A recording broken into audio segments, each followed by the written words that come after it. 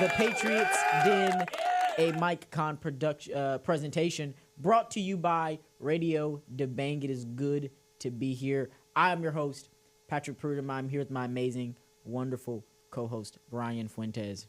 It is amazing to wake up here in Houston. You know, after a week of rain, we're just back to all right temperatures. You know, it's not too hot yet, but, you know, it's obviously not cold.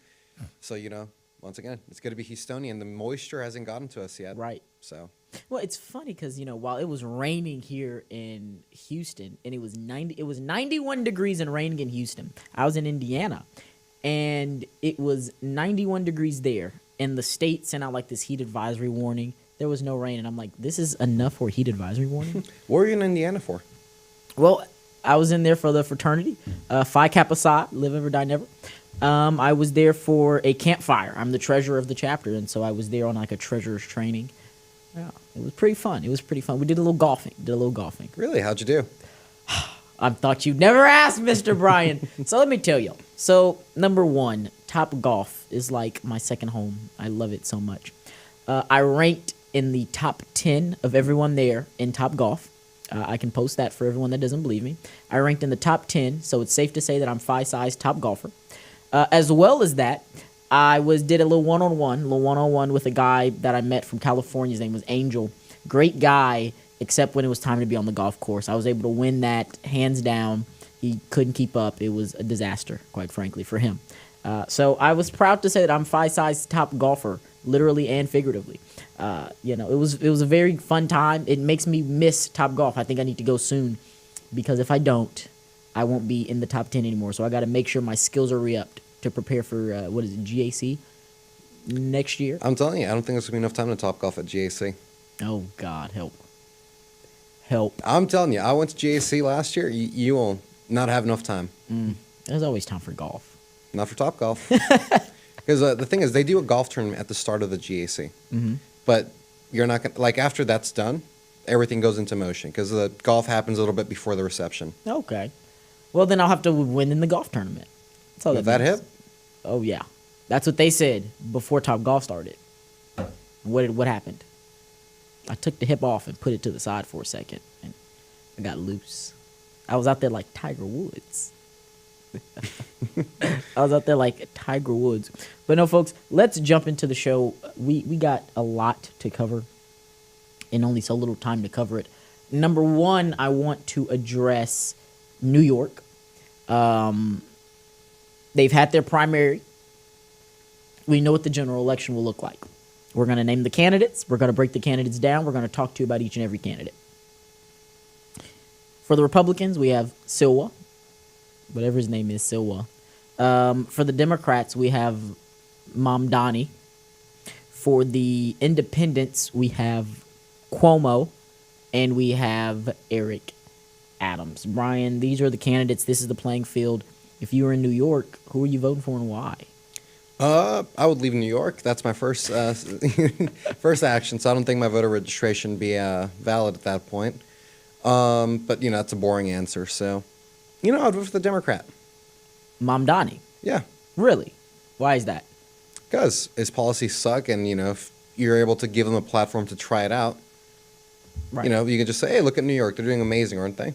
Mm-hmm. And there you go. It's the easiest counter to, you know, ever saying, oh, but it works in theory. You know, the CIA has always sabotaged it. Well, not here. New York was, you know, pretty good example. Yeah. And, you know, it collapsed as we said it would. So, you know, I'm just in favor of it for that sole reason. I already think he's probably going to win his election just because of the way, you know, a D in New York is, you know, as guaranteed to win as, you know, a Republican in the middle of a cornfield state. Right. I would agree. I think that Mamdani is on the path to victory. He knows he's on the path to victory. If I was in New York and I couldn't move away, I'd probably vote for Eric Adams. My challenge to the people in New York who are Republican and want to take a picture with Silwa, who want to vote for Silwa, I want you to walk up with Silwa with a Make America Great Again hat on and see how he treats you. Silwa has been running for that position for only God knows how long, and he's never won. He's not going to win. Silwa is literally only there to split that vote. If Eric Adams gets the votes that we know he's going to get, on top of some Republican votes, he will win the mayor's race. And he knows that he is in a position to win, even though he's running as an independent. His name alone, he is the incumbent. Everyone knows him. He's in a position to win. If Mamdani gets in office, right? I saw Charlie Kirk say it's funny to see that the principles and the policies that caused 9/11 are about to be the same principles and priorities running New York City. It's scary. It's scary to see that Mamdani, he's the farthest thing from a civilized individual, right? The mayor of the largest city in the world doesn't even know how to use silverware. Are you kidding me? He doesn't even know how to use silverware. There's a video of him eating with his hands, like an animal. He's eating rice and things like this with his hands. These are dishes and foods that we use spoons and forks and knives for, people, here in America. But that's what the consequences are of what? You import the third world country, you get the third world country. And if Mamdani wins, we will watch New York City, which is already the closest thing in America to a third world country besides Los Angeles, fully turned into a third world country. We think the rats that are there is bad now. We have a mayor who is running around, right? He probably sleeps with the rats. So it's dangerous. His ideology is dangerous. And like you said, his policies will not work. They only work in theory.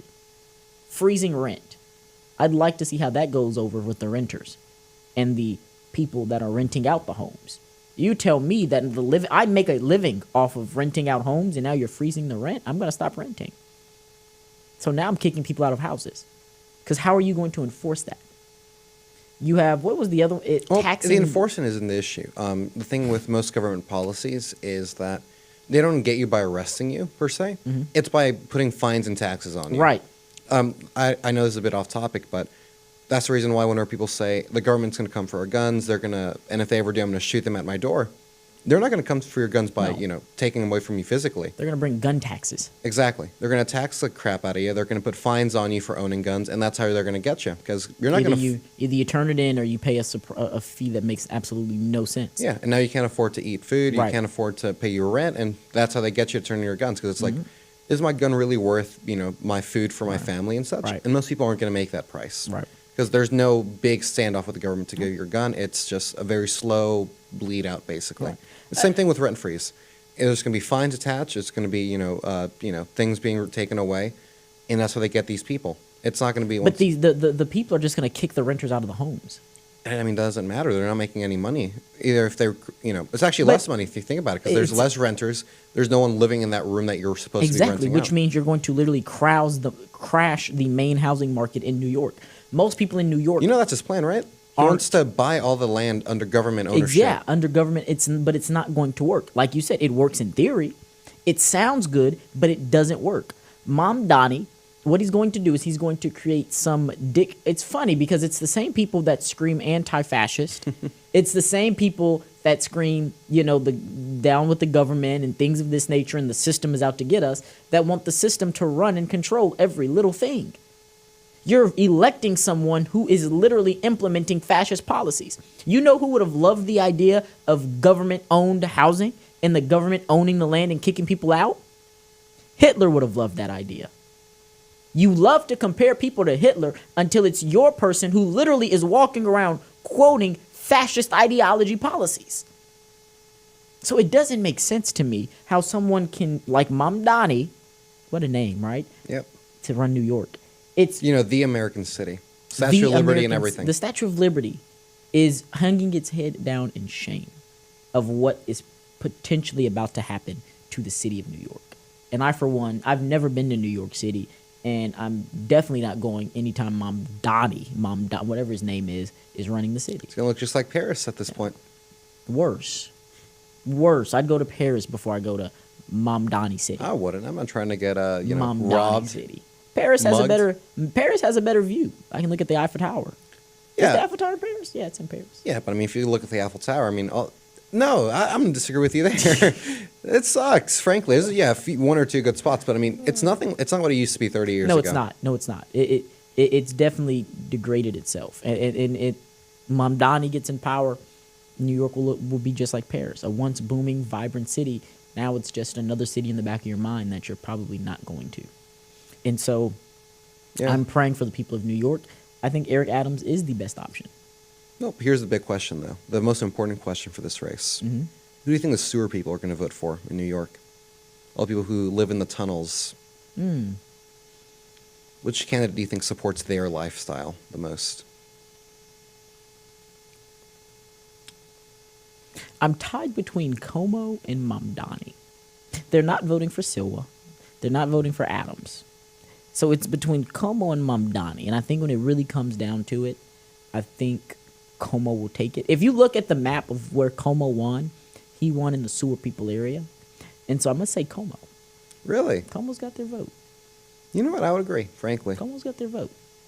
He's not even really talked about in this race. I don't know why he's still in the race. He lost the primary. But I'm going to go. I mean, he paid the money to be there. Who knows? He might do a surprise upset and then boom. Let's see. I don't think it will. I'm not betting on that. If there are 100,000 votes and there's 4 people, the minimum a person can get to even stay in the conversation is what, 25,000? I mean, if you want to... If 25... Because 25,000 This is the final election. people, it has to be less than 50% for the first one, and right. I think it's... No. I think they have tiered voting in New York, don't they? Yes, they do have ranked choice voting. Well, there you go. They did it in the primary, and it should... I think it'll be the same in the general. Well, if that's the case, then it doesn't matter. It's going to be one election, one and done. Yeah, one and done. And no one's going to put Cuomo as 1, 2, 3, maybe 4. Actually, I think that Silva will be 4 in a lot of people's ballots. I think they'll put Como over Silva. After all the controversies? Even after all it's Silva. No one likes Silva. No one likes Really Silva. goes to show you. I saw one person with a MAGA hat on in New York, but it didn't stand for Make America Great Again. It said Make Adams Great Again. He Republican, voting for Eric Adams in the election. That's what I like. That's what I'm here for. You know, the funny thing is there's more Republicans in New York than there are Republicans in entire, right-wing states. Yeah. Just because it's such a big city. There's millions of registered Republicans in said city. And a lot of them don't vote.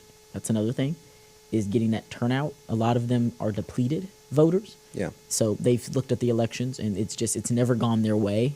And so they just don't get out and vote anymore. Well, but here's the funny thing about said elections. Have you seen the demographics of the people who voted for Mamdani, I believe that's how you say his name? I'm not. Yeah, no. It's actually mostly upper-class people who voted for him. Like, if you divided lower, middle, and upper class, most of his support came from the upper class. Really? In the primary, yeah. Well, because I know he didn't win, the black vote. He didn't win that. Como won the black vote by a landslide. He didn't win the Hispanic vote.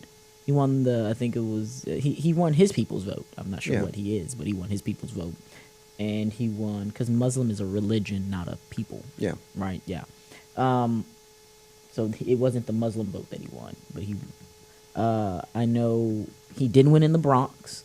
Mamdani didn't win in the Bronx. He won right there in the I guess the upper class Wall Street area, and most of them are going to actually vote for him in the general election.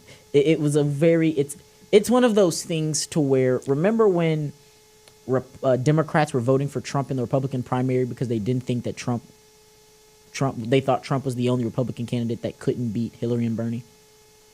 Yeah. That's what they're doing. That's what they're I don't know. Do you think they're that smart to try that? It's very popular in politics. It's very popular. In New York, though, where it's such a safe Democrat city, I mean, frankly. Yes, because Adams isn't running as a Democrat anymore. They like Adams. They like Adams more than they like Cuomo. No one likes Cuomo and Silva are hated in New York City. Now, statewide, Cuomo was governor. And I think a lot of people are forgetting this. Cuomo was the governor of New York. He was not the mayor of New York City. New York City has no loyalty or semblance to him. They don't like him, especially after what he did with COVID. They don't like him. So the only reasonable answers on your ballot are are Adams and Mamdani. And I, for one, can't stand Mamdani. And honestly, I think that there needs to be something where the federal government can get involved and make sure he does not win. He does not need to win. Oh, I think it's a bit much. No. I can't stand the guy. I don't want to sound like Republicans in 2008, but was he even born here? Because I know a lot of people were questioning that. You know, I heard he talked to Obama's guy right before he ran. Right, to yeah. get that, A lot of Bush people were certificate. questioning that. I don't want to sound like the Republicans in 2008 against Obama, but these are just the questions that we have. Who is he? Where did he come from? I mean, even then, if he's a citizen now, does it matter? Because I thought as long as it's like not for the president, you're allowed to not be a. That is true, yeah. Which is why I'm going to be praying for the people of New York. And the last person that I think that they should have as mayor is Mamdani. Let's look this up. Yeah, while he does that, I'll just genuinely want to point out, it's crazy to me that fact that non-Americans who were naturalized in America are able to run for higher office, or just office. Period. You know, I don't think someone who immigrates here should be able to run for office. I just think there might be a conflict of interest there. You know? Okay, yeah. So that's what I thought. He was not born in America. Of course, no one who was born in America eats rice like this. He was born in Kampala, Uganda. That's number one. He still has Ugandan citizenship, and his political party is the Democratic Socialist of America Working Families. This guy came up out of nowhere. Does he have any past experience in politics at all? No. So he just showed up to the primary out of nowhere and Mamdani was first elected to the New York State Assembly in 2020, defeating four-term incumbent Aravella Simotos in a Democratic primary. He was reelected without opposition in 2022, 2024, and then in October 2024, Mamdani announced his candidacy for mayor of New York City in the 2025 mayoral election. His campaign platform includes, listen to this, folks, fare free city buses, public child care, city-owned grocery stores, a rent freeze on rent-stabilized units, additional affordable housing units, comprehensive public safety reform, and this is the one that gets me, $30 minimum wage by 2030. Mamdani also supports tax increases on corporations and those earning above $1 million annually.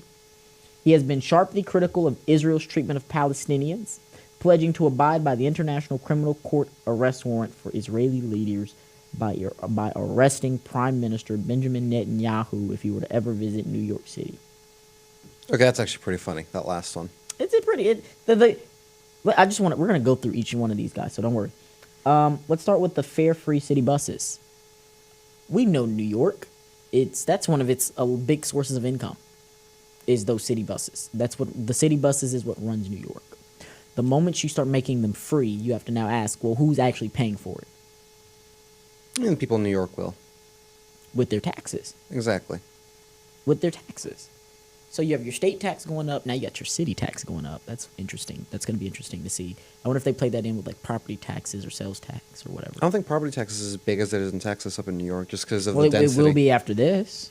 I mean, that's going to affect... actually, yeah, I would go back just because rent... No, they can't. Rent would be frozen, so they can't charge people more. Do we see the contradictions here? Are we paying attention? I saw someone say that Fox News was not showing these because it was appeasing to the voters. No, it's not. I mean, freezing rent sounds great. In what? Theory. I mean, just basic economics. It doesn't work. If you have a short supply of something, lowering its price isn't going to make more of it appear because it's not economically viable to build more of it. Right. You know, it's a slow process, unfortunately, because you can only imagine how many permits you need to build new residential in New York. Fare-free city buses. So the fare-free city buses, we just know it's not going to work. It's not going to work. No, it's not even just that. It's not going to work. Yeah, think about the people of New York who use the buses. I mean, have you been to the subways in New York? I've not. Have you seen the videos? I've seen the videos. It's not a clean place. It's not a safe place. It's dangerous. And the moment you make it free for anybody and everybody, because the thing with the subways, people just skip the thing. There are people that already skip. And if you're able to get in for free at the bus, it's going to be Subway 2.0 basically. Yeah, that's all it is. You're making it worse and worse and worse, right? So for the fare-free city buses, we got one thing to say to them. It's over. Sounds good, doesn't work. Let's move on. Public child care. Now, I'm curious on exactly what this is. They're nonprofit daycares that have structural advantage over for-profit operations. So they receive preferential treatment in rent payments. So subsidized Right. daycares, basically. Local governments, often municipalities, may operate nonprofit daycare centers, and nonprofit, the title of the most senior supervisor, is typically the executive directive. So this is not something that's ever been really done At this big of a scale. It's in a city in America. The only example we have is a preschool in Sri Lanka. That's kind of what he's going to base it off of. And how many people actually want to live in Sri Lanka? Not even the Sri Lankans. Yeah. So public child care, that doesn't work. There's no such thing as public child care. Do you truly want government workers who you don't know anything about taking care of your children? No, never in a million years. Never in a million years, right? This is where values come into play. I don't know what values they're instilling in my child. I don't know what morals they're instilling in my child. It's not, sounds good, doesn't work. I mean, it's as simple as, I think as conservatives, the government being more involved in your child's day-to-day life is never a good thing. It's never a good thing. Never a good thing. And once again, people are hearing these platform policies and they're not going, huh. Like, they're not even thinking about it, which is scary. So to the public child care, we have one thing to say to you. Well, the big thing is culture, though, Pat. You have to remember, New York has a very different culture than, no disrespect here, but we are the Bible Belt. That is true. We are going to have very radically different values compared to those in New York. Mm-hmm. Ours are correct. I'm going to go out and say that. Right. The point is, they don't view it the way we do. Because, frankly, they don't have as much of an emphasis on family. You wouldn't want to raise a family in a crowded city like New York, a very dirty and dangerous city like New York. If you really cared about having a family, you would go out of there, at least into the suburbs. Commute might suck, but hey, at least your family is a very nice, open place to grow up in. Right. So that childcare thing, you have to remember, these are people who don't have that big of an emphasis on family. And this is just a way for them to get that burden off of them. Absolutely. Because these kids were going to be in daycare or just, anyways, right. Yeah. So, but I think that public part is what gets a little dangerous and what gets a little scary that you have to really watch out for. This next one, it really worries me. City-owned grocery stores. I know this is one of his big ones. But these are grocery stores that are operated by the government. And one thing that I have learned with just history is DTG. DTG is an amazing terminology. Brian, do you know what DTG is? I do, but why don't you tell the audience? Don't trust government. It's real simple. Don't trust government. Would you want the government determining what food is good enough to be on your shelves? They're not even doing that well with the private market right now. Exactly. Have you seen the food quality between us and the Europeans? Exactly. But my big question here isn't that. It's where are they going to source their foods from? Can you imagine the lobbying that's going to be done to secure contracts with these governments? It's going to be ridiculous. It's going to be ridiculous. Who knows? Maybe that's how he's going to fund his re-election campaign. All the lobbying that's going to be Public grocery store lobbying. Because, it's easily like $1 billion industry, because this is like where people get their groceries from. This could be where most people are going to be eating from. You know where this was really practiced? In the before the 1990s hit, do you know who really lived off of public grocery stores? The Soviet era. The Soviet Union used public grocery stores, folks. If anyone tries to tell you that Mamdani is not a communist and that he's a socialist, a lot of his policies are coming directly from countries that have tried and failed to do their makeshift version of communism. The Soviet era of Russia did this, okay? If you look at Bulgaria, right now Bulgaria is trying to implement this, and it's just not going well for them. We look at New Zealand. They've debated it, and they have decided that they're not going to do it. So a lot of countries have said, let's try it, and none of them have actually done it. The only country that actually was dead set on doing this, and it didn't get reverted until the 1990s when the Soviet Union did finally fall, was the Soviet Union. Yeah. They're the only people to truly implement city-owned grocery stores. I mean, to be fair, not even to be fair, the reason for that is most of the, not all of the industries in the Soviet Union were government owned. Exactly. So just say, insert kind of business, it was government owned in the Soviet Union. But do you know what the issue with that was? It was that the government allocated resources for it on a central scale. You know, I'm pretty sure you're familiar with central planning when it comes to economies, correct? When it comes to, like, for example, dictatorial or communist countries. Well, Soviet Union was just like that.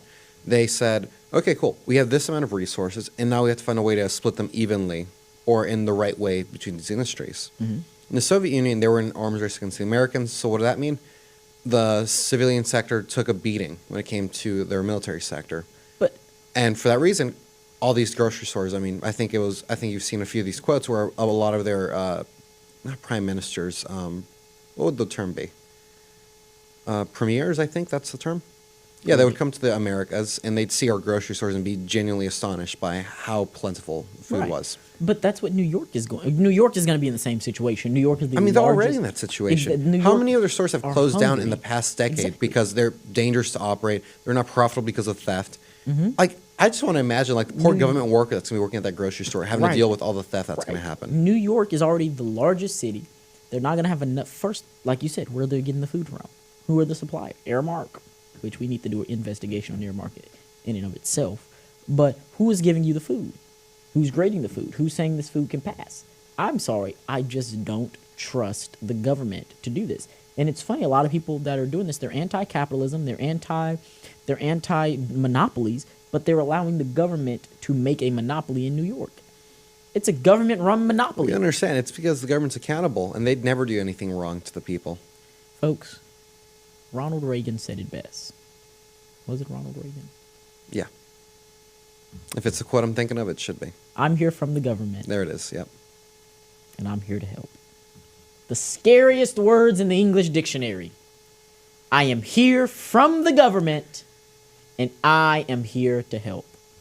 Well, Pat, we've been talking about New York as Houstonians for 30 minutes. Well, I think we got more to... we're going to go through this. We're going through all of it. We're going through all of this because there is actually a study that was done.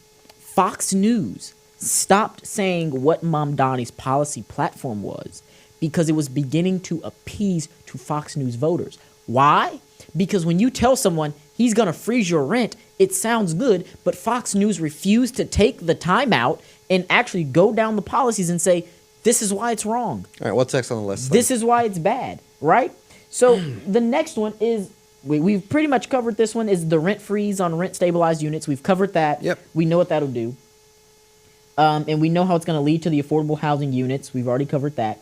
The comprehensive public safety reform, a.k.a. defund the police, take them out of your streets, and send in negotiators to negotiate with terrorists like the one that's holding the office of mayor. And a $30 minimum wage by 2030. I mean, that one's not too bad. I mean, with the way inflation's going, I'm not going to lie to you, that one's... It's not. But again,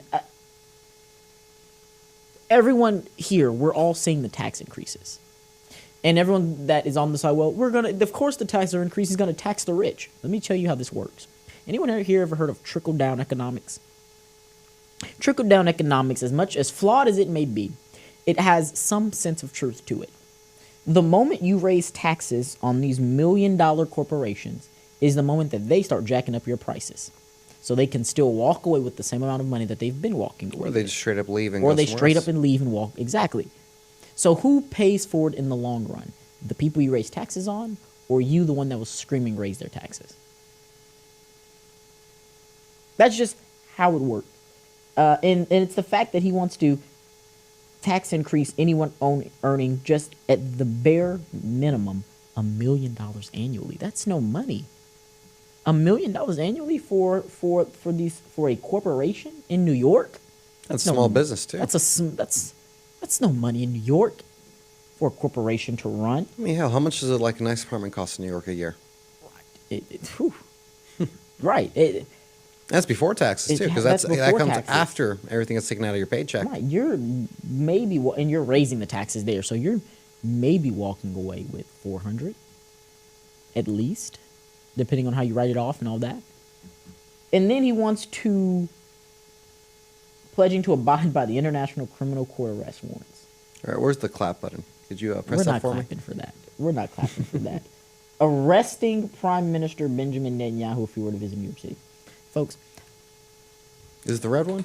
I'm not going to say that Benjamin Netanyahu hasn't committed war crimes because there's an arrest warrant. He's done some things that I don't agree with. But Mamdani does not have the authority or the power to put America in that position. Are we aware of the consequences that would happen if Mamdani did that? What the federal government, the state, and how everyone would react if he were to do that? Do you think that he would be cheered and applauded by the government for doing that? I mean, I would be cheering. People might cheer, but, people cheer for anything. But the consequences or the cons in this situation outweigh the pros. Which are? I mean, what are the cons objectively here? In America? Sure. So what we do is now we recreate a divide in the country, right? Especially from Mamdani. The people are going to be very upset with him. Simply because that's not our place. That's not our place. If a leader of another country comes to America on a diplomatic trip and we arrest them, that shakes relations. And what I don't think people understand is he says this for Benjamin Netanyahu. But we all know the slippery slope theory. He arrests Benjamin Netanyahu, nothing happens. He goes, oh, okay. Then he just starts arresting whoever comes. We already know. I wouldn't say slippery slope applies here. This guy is genuinely like a big war criminal in that area of the world. America's committed war crimes. First off, I don't believe in war crimes. That's number one. I don't believe in war crimes. There's no such thing as a crime in war. If you win, no one will ask you how. If you lose, you shouldn't be there to tell them how you lost. Right? That's just how it is. Right? So I don't believe in war crimes. That's number one. Number two, Mamdani is from Uganda. He is now coming over here telling Americans that I'm raising your taxes. He's coming over here trying to arrest foreign leaders. No. We've already foreign leaders singular. I think we should be fair here. I don't think we should be fair because he's been very spot on with just saying that he's going to pledge to abide by the International Criminal Court. That's all he said. One of the examples, when asked about it, he gave Benjamin Netanyahu, but he has not made it explicitly about Benjamin Netanyahu. Well, first of all, if you're worried about Americans getting cut up on this, American foreign policy states we do all our investigations internally. Mm-hmm. In fact, we actually have war plans to go into the Netherlands in the event that an American gets tried without our permission in the war crimes court. Right. So, yeah, no, I mean, objectively, I don't think this would have very big implications for American foreign policy. I mean, if Netanyahu went to any other country that had the same rules and jurisdictions of the UN, same thing would happen. In fact, I mean, isn't like the UN headquartered in New York as well? Yes. Well, not only that, but I mean, if they're right there, it makes a lot more sense for someone like him to be saying it than, I don't know, the mayor of Houston, for example. Well, my whole take on it is it does not give off a good signal. If someone's coming over here for diplomatic relations on quote-unquote war crimes, which I just don't think exist, that's stupid. I mean, if they do exist and they're charged on it, as this person is. If Mamdani wants to arrest people for war crimes, how about he go arrest the leaders of Iran? If they come, arrest them. They will not come to America. And if they come, arrest them. The Israelis would shoot down the jet the second they know the leadership's on that jet. If you want to arrest people who support war crimes or do war crimes, arrest the pro-Iranian protesters that you were marching with. Arrest the pro-Palestine marchers. Is that a war crime, though? It's a protest? The pro-Hamas. You're supporting war crimes. But that's, once again, that's not an arrestable offense in the U.S. But here's the thing. He has been very vocal against pro-Israel or anything that is against his ideas. Or he just doesn't want to support Israel. I mean, did you see the clips in the primary of the debate? every single person on that stage except for him, they asked this very loaded question, in my opinion. What is the first country you're going to visit as the mayor of New York? What did he say? Everyone there said the state of Israel, What except did he for say? him. He said he's not going to leave New York because there's a lot of work to be done, which is, in my opinion, the best answer that could have been given. And but the Jewish population in New York is not small. Of course, it's the biggest one in the country, if I remember correctly. So I'm not going to sit here and say that if you're the mayor of New York, you should be anti-Semitic, because literally you have the largest Jewish population in your city. They have Italy, big in New York. Israel, big in New York. If I was the mayor, those are two big cultures that I absolutely would say, okay, these are the people. These are the cultures. That can be good and all for running a campaign, maybe. But when it comes to actual policy, I do think he was in the right to say that. That I need to focus on New York. When it comes to Mamdani's actual policies, right, and focusing on New York, I don't think I support that. I don't think that I support someone who has been vocal about decreasing incarceration of criminals and basically letting criminals into the streets. I don't support that. Oh, I completely agree. If he has so much, he says that he has so much to do in New York, aka defund the NYPD, which he's been very vocal about. If he has so much to do, he wants to increase corporate taxes from 7.25 to 11.5. What he means by he has so much to do is he means he's got enough trouble trying to make New Yorkers' lives harder. That's the honest approach to this. And it's not that he's anti-Israel. The man is just super pro-Palestine. I do think he's anti-Israel. It's not that. So the reason he's calling for the arrest of his head government. The reason that you're, don't have a favorable opinion of Israel is not the same. He doesn't have a favorable opinion of Israel. You don't have a favorable opinion of Israel because you think that they do too much lobbying in the federal government. He doesn't have a positive opinion of Israel because of Iran and Palestine and the war that's going on there, because he wants to see the complete, utter destruction of not Israel, but the Jews. He just hates Jewish people. That's the difference here. This guy is the true definition of an anti-Semite.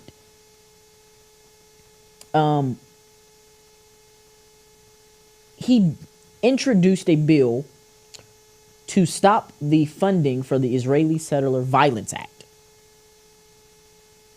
An act that was proposed because the pro-Palestine protests that were happening were going into Jewish neighborhoods and breaking their windows, rioting, and hurting Jews. In Israel. In New York. Can you say the name of the act again? It's called the Israeli Settler Violence Act. And what you just repeated right now is 100% connected to that act. Because you do realize Israeli settler is a very controversial term. Do you know the reason why? Well, currently in Israel, or more or less the areas controlled by Palestine. The bill was passed in 2021. Okay. This has been happening for decades now. Israeli settlers, so very clearly, I think this will be what the act's referring to, would go into Palestinian-controlled lands and build settlements, as the name suggests. And whenever the Palestinians would want to, get their homes and land back, the Israelis would say, no, this belongs to us. And they would basically kick them off their land. And that's what it means over there, though. That's not what they were referring to in this bill. Well, the reason why I think this might be connected to is because a lot of these settlers get resources from America. And there's a lot of, as you probably guess, back and forth. Because he didn't introduce the bill to completely get rid of it. He introduced it for that certain segment, which was based on New York, funding these communities, refunding the communities that had been destroyed. Mm-hmm. And that's what he went against. So again, the guy just hates Jews. That's just what it is. I'm not going to say that's not true. I mean, it's very likely that's true. But I don't think, saying, we're not going to give government money to rebuild a community. I don't think that inherently is hating that community. I mean, how many people would say, you know what? Sure, there's a lot of communities struggling, but we're not going to give money to the, little Mexico, the black communities. We're not going to give money to the white communities to rebuild, He has. I don't think that's inherently racist or anti-Semitic. Well, the man or has, on multiple occasions, refused to condemn the Holocaust. He's refused to condemn Nazism. The man has, when the General Assembly would do anything closely related to Christianity, Jews, anything that is not Mamdani, because it's not like the guy has, yes, he's popped up on the scene, but when he was an assembly member, I went and did my research on the guy. It wasn't like he was quiet. Yeah, he was a very controversial figure, simply because if it wasn't his religion, his way, everyone else can kick rocks. And so someone like him leading the largest city in America does not point to a road of gold. It doesn't happen. He hates Christians. He hates Jews. He probably hates the atheists too, but they're the ones voting for him, so he's not going to say anything about it, right? The man has refused to condemn things that publicly, as a candidate running for office, you should probably condemn. Even if that's all you wanted to say about it is stand back and stand by, you should probably still say something about it. That was a hit at Trump right there. I love that quote by him, right? So he doesn't believe that Israel has a right to exist. That's what he has said. If it's going to be a Jewish state. So he said there's a right, it has a right to exist, but if it's going to be considered a Jewish state, it doesn't have the right to exist. Even though Israel, I believe, is majority Israel is Jewish, correct? Probably. I mean, I would assume it is a state religion, if I remember correctly. I would assume. It's the same thing as America making English the national language. I mean, that's what we speak, so that's what it's an English country. We speak English. I think we should be a Christian nation because most of the people here are Christian. We should be a Christian state. I completely agree. Yeah. So this guy is just not something that represents America. Well, I have a question then. Let's get away from the small parts of this, his little policies. What do you think the effects on the whole Democrat Party are going to be after this election? The fact that someone this radical is able to get this high up in such a big city. I think that's the thing. So when I was at Campfire, I met a guy there. There was 3 people I was talking to, and all 3 of them were Democrats. One was a leftist. We're all in the same room, by the way. One was a leftist, one was a liberal, and one was a neoliberal. And you don't get that many of those at our age. Not many. So we had all 3 just laid out, and then there's me, the only right-wing person. Well, everyone else in the room was mostly right-wing, but they were using me kind of as that mouthpiece because it's not. These guys clearly. Most people don't like politics, right? And I mean, everyone in the room liked politics, but no one was able to articulate the ideas of the Republican Conservative Party, such as I in the room. Right? Thank you. You flatter yourself. I do. So the neoliberal. He agreed that abortion is murder, and we should still have it. So he was still like, abortion is murder. Should there be limits on it? Sure. Then you have the liberal that was like, I don't know if abortion is murder, but at a certain cutoff point, maybe. Then you have the leftist. It's a couple cells, not life, personhood theory, blah, blah, blah. Right. And what I found is that if the Democrat Party continues doing that, and the Republican Party just kind of stays put, we'll be winning for a very long time. The leftist says that people like he said it. People like the neoliberal have no place in today's Democratic Party. The regular liberal said he's kind of right because a neoliberal is just a Republican who wants to say that they're liberal. And I was like, that's not this true. guy is definitely not a Republican because I'm a Republican and me and him disagree on a lot of things. But we found out we agreed on more things than the other 2. I agreed with the other 2, right? And then I always say you can only go so far before you find yourself on the other side. So me and the leftist agreed on guns. You should have whatever gun you want, bang, bang, bang, right? Me and him agreed on that. The liberal was like, I don't know about that. And the neoliberal was like, yeah, you should have guns, but with some restrictions. Yeah. Right? So if someone like Mamdani wins, I think you get that leftist camaraderie that goes, yes. But what they find is that majority of Americans, liberal, neoliberal, they don't agree with that, and they're not going to vote for it. And so a neoliberal and a liberal will find themselves voting Republican before they find themselves voting for someone like Mamdani. They're voting moderate Republican. Exactly. And I think what will eventually happen is we won't get Trump in the White House. No, but we'll start going back into getting neocons in the White House simply because Republicans are going to vote Republican. That's just how it is. But the neoliberals and the liberals will start to vote Republican as well, which is why I think someone like J.D. Vance possibly has a great shot because he can play that. I'm not super radical. He's, in theory, maybe in the back of his mind, he knows what he's going to do, but he's not going to say it out loud. He's not going to say that quiet part out loud, I should say. And so I think this puts us in a position to win. You have senators like Mark Kelly, Joe Manchin, Kristen Sinema that have been utterly quiet. They're not saying anything. Beto O'Rourke, he's finding himself going further and further left with Bernie Sanders and AOC. No one is going to elect Bernie Sanders, AOC, or Beto O'Rourke to be president of the United States. He couldn't even win, what was it, a school board? He couldn't win a school board election. Robert, stop it, Robert. Robert, why do you always find yourself watching the show, Robert? Go away, Robert. Go to the door right there. Right? Robert is trying to go left because they think that the leftist appeal is going to win, and it's not. And so the Democrat Party is about to have a civil war, just like the Republican Party had. The Republican Party had a civil war between MAGA and the neocons, and MAGA won. The Democrats are going to have a war between the neoliberal and the leftist. And unfortunately, I think the leftist is going to win for the party, but the leftist is going to lose on the bigger stage of everything. I don't think so. I think the leftists have the energy, but they just don't have the resources compared to liberals. That's why I think they're going to win in the party. They're winning right now. I mean, they didn't. I mean, the reason they're winning right now, what happened with Hillary. Bernie Sanders. Yeah, exactly. Look at Bernie and Hillary. Mm-hmm. He had the support of the party. At that time, in 2016, he had more votes than Hillary. Mm-hmm. Guess what? He doesn't have the establishment behind him. No, it goes nowhere. Well, so this is what I think. I think that when we think of establishment Democrats, we're thinking of Obama, Clinton, Biden, things of that Kamala, nature. too.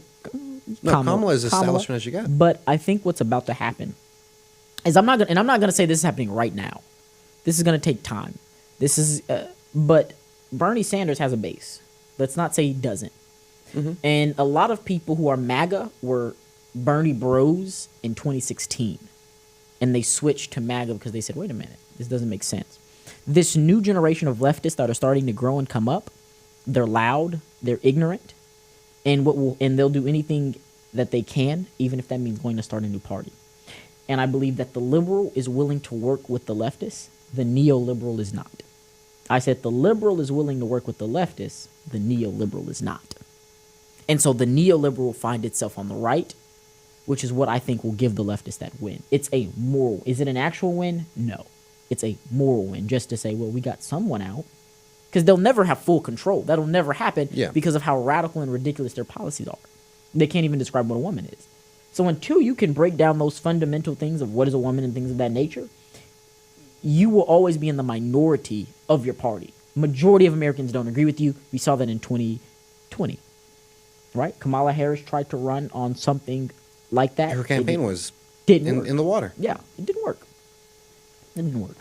But folks, we're gonna cover. We're gonna run through this real quick because we've ran over on that topic. Big beautiful bill. We're just gonna cover some of the key points on it. Quickly. We're not going to go... it's a lot to talk about with it, but we're not going to go into it deeply. Number one, big beautiful bill delivers the largest tax cut in history for middle and working class Americas. It's basically bringing in the 2017 tax cuts that Trump had that everyone loved.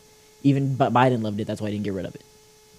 You did agree? Agree? No? Yeah, I mean, it is what it is. I mean, I think that's standard policy. If you didn't do it, there'd be a tax increase, which would look horrible in his administration. So, right. Yeah. So the effects of this, we think, we don't know for sure, this is an estimate, is bigger paychecks of $10,000 or more in annual take-home pay for families.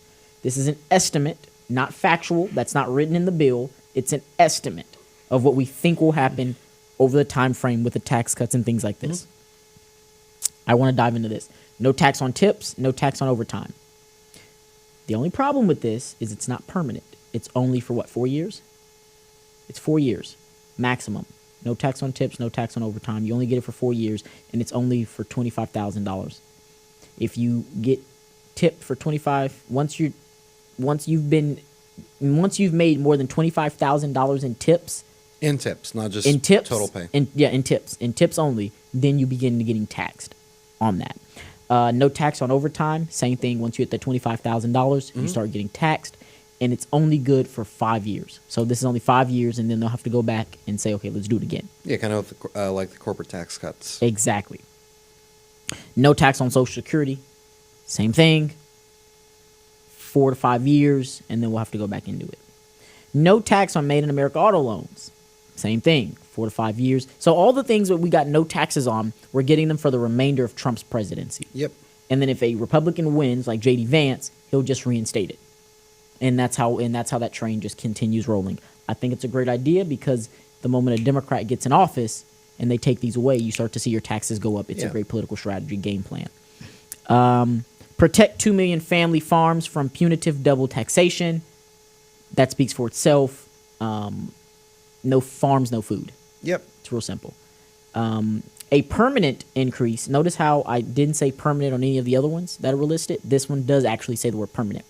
A permanent increase to the child tax credit for over 40 million families. And I believe that's only like a 5% increase at most, but it is an increase. Mm-hmm. What's the credit for exactly? Is it just any child or? Mm-hmm. Oh, all right. It's just any child that's on your taxes. That's just so they didn't rechange the wording of the child tax credit code. They just increased it. That's all they did. This rescinds billions in the Green New Deal funding that passed. So it's taking all that money back. So a lot of people were saying, well, they're spending $10 billion. They're spending this money here, but they're taking money from elsewhere as well. So it balances itself out. It's not like we're adding this much money to the deficit at one time. And for the people at home that just aren't smart enough, when you're in debt, no matter how much money you spend, you're just putting yourself further in debt. So unless you wanted Trump to get, I know that's exactly what y'all wanted. Y'all wanted Trump to get in office and do absolutely nothing. But he's going to do something. We got to do something, right? Eliminates waste, fraud, and abuse from bloated federal programs. So the Doge cuts, they're in this. Permanently secures our border. That's what they say. We're seeing funding for the military to be at the border. We're seeing the wall construction for the wall added. Actually, do you know how much money they gave to the border specifically? I do not. I don't have the exact number. I think I was watching an analysis on it yesterday, last night, and I think the number was around $400 billion. So it's going to be divided among 4 years, so it's $100 billion every year. That makes sense. Do you remember how much the original estimate was for the border wall and border security back in 2016?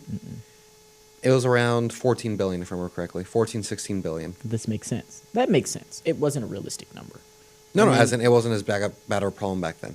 Back then, it wasn't a matter of problem. And materials were way cheaper as well. It was before COVID destroyed supply line. The math adds up because now we have a crisis and we got to do something immediately. $400 billion gets the process done a little bit faster as well. It also creates a quota for ICE. They have to deport at least, at the minimum, 1 million illegal aliens a year. So that's a great quota, I think. That Alligator Alcatraz, did you see that? It's open. I saw. Have you seen the aerial view of it? Nope. So it's basically a palm tree. There's one road that goes in, like the pin, and then the facility sits like this, right? Can they see this? Can they see that? Like that, right? And this hole is where everyone lives in the facility, and then all around it is just swamp. Like, it's just straight water. Like, there's no, like, island spots, or it's just straight water. And then you have this one long dirt road that leads all the way out. So it's literally one way in, one way out. And everything else around it is wildlife. It's literally Alligator Alcatraz. It's an island in Florida. Well, here's a big thing. An island. Do you know the biggest problem with these mass deportations that Trump has been facing? It's they don't have enough space to house said illegals whenever they want to deport them. Right. Do you know how many beds ICE has around the entire country? 40,000. Yeah, we got to expand it. And to all those saying, "Oh, this is another concentration camp." Tell me what was happening in the concentration camps. They were made to work. I'll wait. We're waiting. They're giving us an answer. Yeah, my bad. We're waiting. Doom, doom.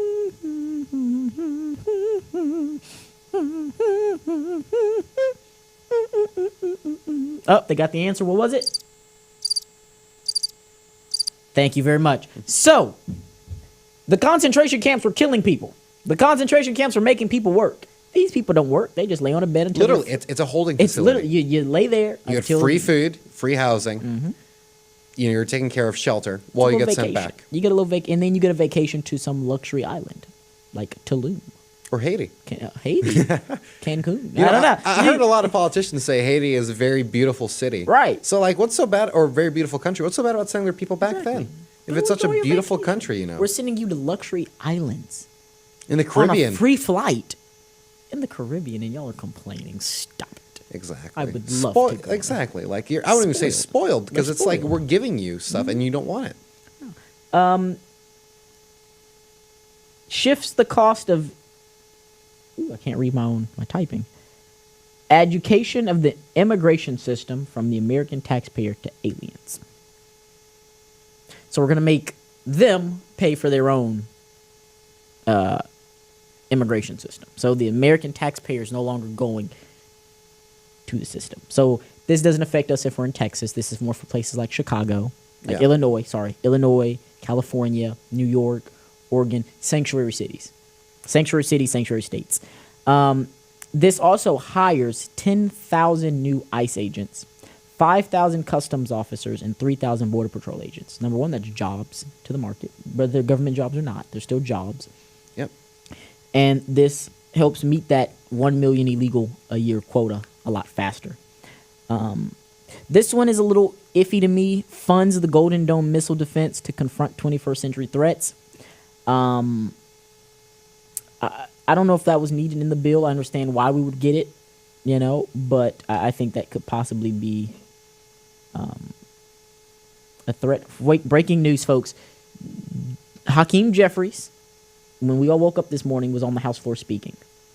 His speech has now hit 7 hours. So, and that's because he doesn't want them to vote on the big, beautiful bill. It delivers the largest Coast Guard upgrade since World War II, stopping fentanyl and criminal cartels by sea. So we're upgrading the Coast Guard, which is one of the overlooked branches, I would say. Yep. They don't really get much funding. They don't really get much support. So seeing that is beautiful. Modernizes our military to ensure it has the resources to be ready, lethal fighting force after 4 years of weakness by the Biden administration. So we're upgrading and modernizing our military. We're making the military great again. We're going to drive down, this bill is supposed to drive down energy cost. We don't really have the exact wording or plan of how it's going to do that. That's just what they've said. And then, of course, we're going to start drilling in America. Unleash domestic oil, gas, and nuclear power, and restore energy independence back to the nation. I think when you look at it, it's a great bill. It's a great bill. There are negatives, sure. We're spending a lot of money, sure. We could say that all day long. But I still think that this is one of the better bills. And that it's stupid to me how many people are just... I have a question, by the way. You haven't mentioned this. Mm-hmm. What about the cuts to food stamps and such? Are those going to be permanent, or are those also just for 4 years? So the cuts to food stamps and things like the Medicaid... Because I know the caveat is as long as you don't work, that's when it gets cut. But there's if you working restrictions, correct. Yeah. So if you work and you're still trying to do... Medicaid, food stamps, things like this, it's supposed to be a lifeline, not a lifestyle. Exactly. 100%. And so, and there needs to be a point where you can let go of that line. And if you're not working towards letting go of that line, then you don't need to be on it because you're abusing the system. It's a safety net, not a hammock. Exactly. You're abusing the system, and that's basically what it's going after. So, folks, 2 topics covered in an hour. We did that. I didn't think we were going to squeeze it out like that, but we did it. An overview of the big, beautiful bill. We got to get it passed. We got to get it through. It's big, it's beautiful, and it's a bill. And a lot of people are confused on it. I think this is like the last time they'll be in session for this year or something like that. So they kind of threw everything into one big, beautiful bill. And it was like, hey, this is our last push. We got to get this stuff through. So, any big plans tomorrow, Pat? Oh, yes. Tomorrow is the 4th of July. 250 years, I believe, of American independence. It starts tomorrow then, huh? Yeah. Oh. And we'll also be closer to the year 2050 than we are to the year 2000. Oh, that was already for a few days now. It starts tomorrow. It starts tomorrow. July 2nd is what made it like a dead even point. Yeah. But today's Tomorrow. the 3rd, so. Yeah, and so So if the dead even point was the 2nd, tomorrow we're gonna put it on the you 4th of July. special little American. We're gonna put it on the 4th of July. It's Freedom Day, baby. It's Freedom Day. I hope you enjoy time with your family, friends. Do what y'all have to do. Celebrate freedom, because we have to remember that America is the world's first and only option in the world, and there is no greater country than the one we're living in now. So happy 4th of July to you all. Thank you for tuning into the Patriots Den. I'm your host, Patrick Prudhomme. I'm here with my amazing, wonderful co-host, The one and only Brian Fuentes. Brian Fuentes. Thank you all for tuning in. We cannot wait to see y'all right here, same place, same time. Thursdays, 10 to 11. Y'all have a good one.